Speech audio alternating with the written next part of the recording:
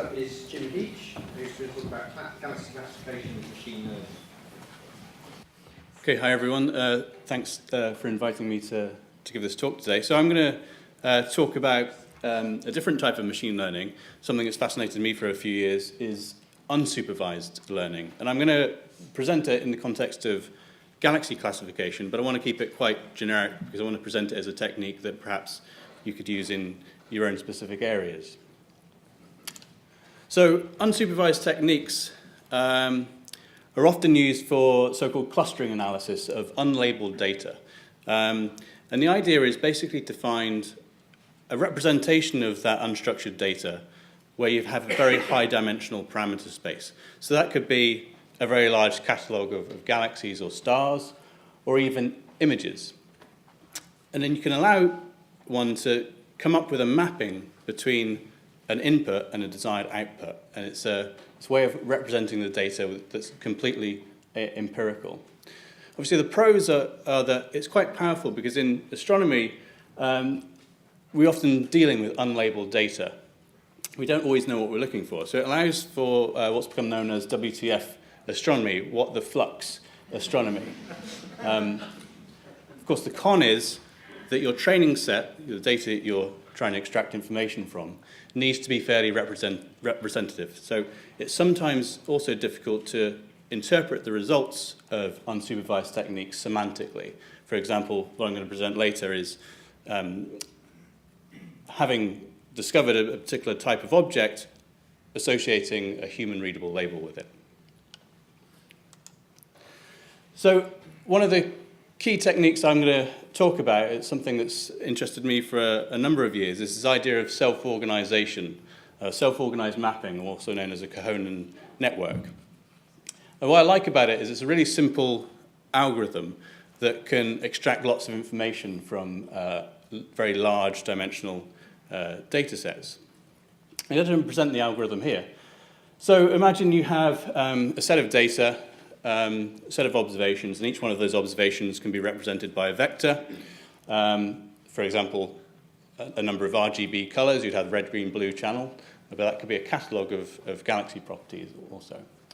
And what you do is you set up a map, usually a two-dimensional map of neurons or nodes, and each one of those nodes is a representation of one of your observations. So if you have a catalog with GRI photometry, for example, each one of these neurons would be associated with the GRI vector. So you set up your grid, and you randomly assign vectors to each of those neurons. And then you go through your data, and you randomly select an observation. And you find the corresponding node in the grid, which is the closest match. So that could just be a simple Euclidean distance or whatever distance measure you wanted to use. And that's called the best matching unit. So that's the node that most resembles your input. And then all you do is you modify that best matching unit and its neighbors according to some spatial and time decaying learning function. And you change it in such a way that that node and its neighbors become more like your input. So that's represented here. So you have your best matching unit. The neighborhood function defines the number of neighbors that you're going to change. So all of those nodes change slightly. They become more like the input. And then you go back to 2. You randomly select another observation, and you repeat. And you do this over a set number of iterations or until the learning rate falls below some threshold. And you've modified all of these nodes. And the idea is that nodes that are close together in this space are similar in the parameter space. So it's a way of visualizing this high-dimensional input space. So just an example using a toy model. Imagine I have 2 dummy populations represented by 2 Gaussians with different means. I can set up a self-organized map where each observation is just a value. And this is a trivial problem, but you can track the evolution of the learning. So the top row is sort of the first or early iterations, and then the bottom row is the end point of the learning. And these colors in the map just represent the values of your observation. So there's a high point here, sort of 2 to -2. They represent the wings of this distribution. They're surrounded by values of -1 and 1. And then these colors just show the nodes that have been triggered most in the learning. And so the two populations are separated out in this representation of the parameter space. Then you can use that map as a classification tool. Given a new input, you can say which was the closest node to that observation, and you can get a classification for either blue or red, for example. So that's very trivial because it's just a single value, but you could extend it to higher dimensions. So, for example, if you're presented with a catalogue, say from the Cosmos field, the Deep Extragalactic Survey field, what I did was I trained a SOM, taking 11-band photometry plus a redshift, a spectroscopic redshift, and I let it evolve. And these are a few slices through that trained parameter space. So this is basically IRAC, 3.6 micron flux, an IRAC color, another IRAC color, K minus 3.6 microns, and another IRAC color here. I'm presenting IRAC colors because I was interested in identifying AGN. And the way to interpret these plots is you can think of them as different projections in this parameter space, where I'm projecting each one of the elements of the vector. And what you can do is you can use this as kind of a high-dimensional color selection. So traditionally, you might select an active galactic nucleus through the standard color-color diagram, 4.5 minus 8 versus 3.6 minus 5.8, and traditionally you'd draw a wedge here and select all the objects in it as potential AGN. But having trained the SOM, if you already have a selection of known AGN, you can feed them through the network and find out what nodes were triggered by those objects. So this time you do have some labeled input, and you want to find out which of the nodes closely resemble those inputs, and they're represented by these white squares. So these are known AGN, and you can use that to then say, okay, in future, I've got an unknown object. If it hits one of these nodes, then it's probably an AGN, and if you do that, you end up with the crosses and the squares, which are known AGN, and you can see that they fall in this wedge, but they fall in a much narrower parameter space. So it's a much cleaner way of selecting objects. You can also classify new inputs to make predictions. So if you had a new input and you fed it through the network, but you were missing some of the original information, for example, if I had all of the photometry but not the redshift, having trained the map on observations which contained redshift information, I could say what's the closest match for that redshift. And so it's a way of predicting photometric redshifts. So for the same trained network, I fed in observations that only contained photometry, and I said, what's the best matching redshift? And you can increase the number of unknown parameters. So with just 2 bands of photometry, this is just the accuracy of the redshift recovery versus redshift. You do pretty rubbish, obviously, with 2 bands, but as you increase the number of bands up to, say, 10 to 13 observations of photometry, then you get a very accurate photometric redshift comparable to other techniques. And of course, with more data, you can do much better by training that with more observations of representative examples. So what we've been doing in the past few years is to move beyond catalogues and move towards pixels. So what if you apply these techniques directly to imaging data? So this time you would treat pixels, or groups of pixels, as your feature vectors, as these observations. And you could use counts from images directly, or you could transform the values in some way to reduce the number of dimensions. So you could, for example, measure the gradient across a small window, or apply some other filter of your choice. But what we've settled on is just taking the Fourier transform. And so what we do is we can consider an image, and you extract little tiny thumbnails, say 8 by 8 pixel thumbnails, and each of these represents a feature vector. And you can transform that as you wish. As I say, we Fourier transform those patches, and then you can feed those into clustering algorithms like self-organized mapping. So you can cluster together groups of pixels that have similar properties. And then you can reclassify your input image, and you end up with a segmented, labeled image which groups together pixels which the network thinks are similar. So my student Alex Hocking applied this to HST candles data. He used a technique, not quite a self-organized map, but a technique called a growing neural gas, combined with hierarchical clustering. And the take-home point is this: after you apply this technique to 3-band HST imaging, where all you're doing is extracting random pixel thumbnails from the image, the algorithm can group connected pixels which have similar labels in this automatically clustered parameter space. So each row in this plot here shows a group of galaxies which belong to the same cluster after training. And what we were trying to achieve was a classification system which performed a similar job to a human eyeballing an image. So you would look at a number of these thumbnails and say, okay, those grouped together, they look visually similar. Okay, and it's extremely versatile, so it can classify very small faint galaxies up to very large systems with lots of complex structure. And our hierarchical scheme can actually break down these further into things like bulges and disks, clumpy structure. And so it's quite a powerful technique for deblending as well. If you were to plot the same groups of objects in traditional color space, you find that they occupy very narrow ranges. So, for example, stars come out quite prominently, and it wasn't told about anything to do with where these should lie in this parameter space. It just is a natural outcome that the distribution in color space maps quite well to morphology. Okay, so these clusters represent distinct morphological classes, and this is powerful because you could present the network with a brand new image and allow it to examine every single pixel quite quickly and give you, in return, a morphologically sorted catalogue of objects, which you would then have to visually inspect to assign some label to. And so here are just a few more examples.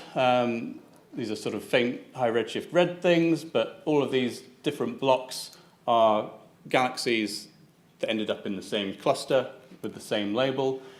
And quite interestingly, it's the way we're designing the feature vector means that it's quite insensitive to orientation effects, so you can get edge-on looking things and face-on looking things of the same visual class in the same group. Another nice thing is it can find unusual objects. So in candles, there are a few gravitational lenses. So these are examples of sort of faint Einstein rings. And all of these objects ended up in the same classification bin. So there's not many of these in the original image, so it's not particularly good at classifying these types of objects. But in principle, you could have a larger training set and come up with a class that automatically identifies the lensed objects. Or objects that don't fit any known classification, which are outliers, and the outliers are very easy to pick up using this technique. We also did a bit of work comparing to human classifications. So we took the Galaxy Zoo catalogue for candles and compared questions that were asked, such as, is it smooth or rounded? Does it contain features or a disk, star or artifact?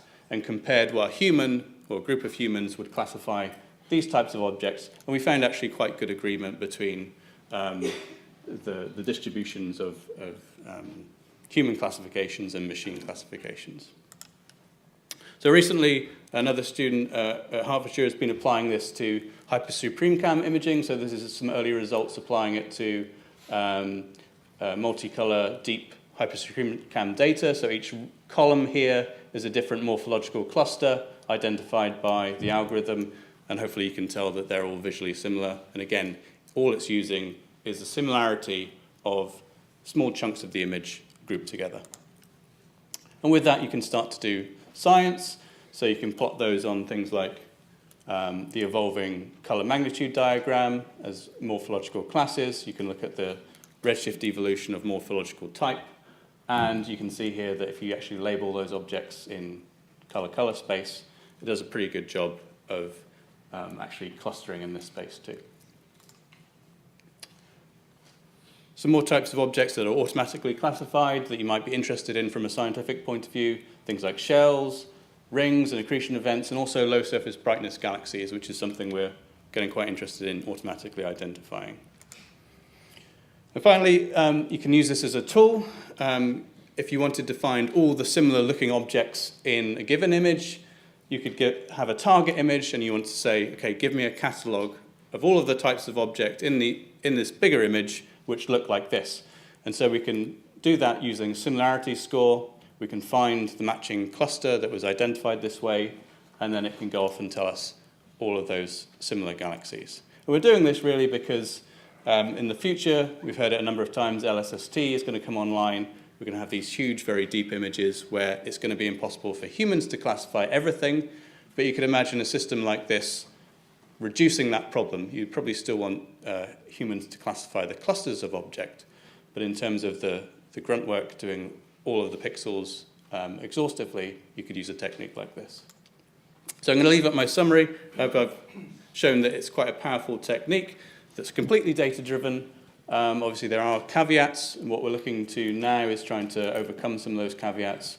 One interesting idea is outputs of these unsupervised techniques could provide the inputs as training samples for convolutional classification schemes.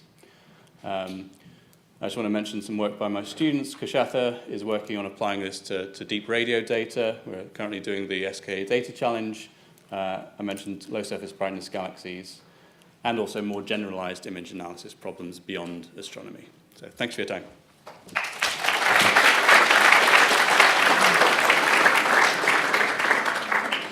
Thanks very much. Time for questions.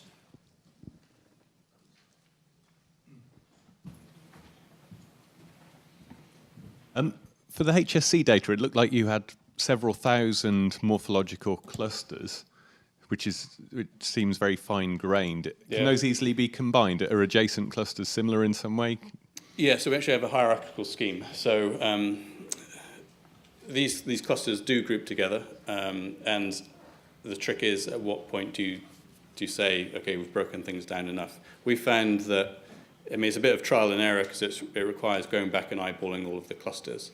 So you actually start off with one cluster, which is everything, and then you can break things down into two clusters, which typically just gives you blue and red galaxies. And you go down, and eventually actually you start to break down the galaxies themselves into like spiral components. So yeah, there is, you can cluster together these clusters to give you more generalized classifications. But that step's a bit sort of ad hoc almost at the moment. Hey, really inspiring talk. Can I have a question about, because you mentioned that you could find similar clustered galaxies in an image. Can I ask, how could you actually localize them, or you just pick them out? So if they've already been, so the classification itself, once you've trained the network, is very quick. So we can classify a whole, several thousand pixel image in a few seconds. So if those galaxies have already been identified by the network, then you can just say, give me the centroids of all of the similar-looking galaxies in that cluster. But your input image doesn't have to be from that same image, if you know what I mean. So you could apply this directly to another image which has not been seen by the network. But it would require some sort of object detection first to give you the centroids and tell you positions. But that bit's quite quick. Okay, question there. Very interesting work, thank you. Have you checked or quantified how this classification relates to traditional classification in terms of spiral classes, bars, lenses, ellipticals, lenticulars, etc.? We've calibrated it against commonly used morphological classifications like Gini coefficient, M20, the CAS parameters in the candles data, because they were looking at more sort of high redshift systems, and they agree pretty well. I can show you some plots at lunchtime perhaps. And for the current HSC classifications, we've kind of been doing that by eye and morphologically classifying Hubble type, for example, and ring structure. So, and there the agreement is also pretty good. but not for that we haven't sort of quantified properly yet.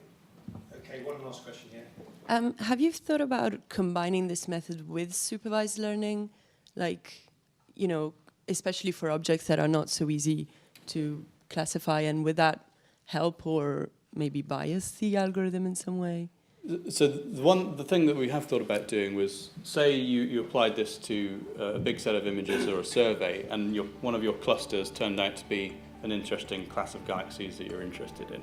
We thought about potentially using that cluster as, you can then label that, of course, and then use that as the input to a training set to a better classification tool, maybe like a convolutional network, which you could then reapply to the image or another image and find all of those types of galaxies.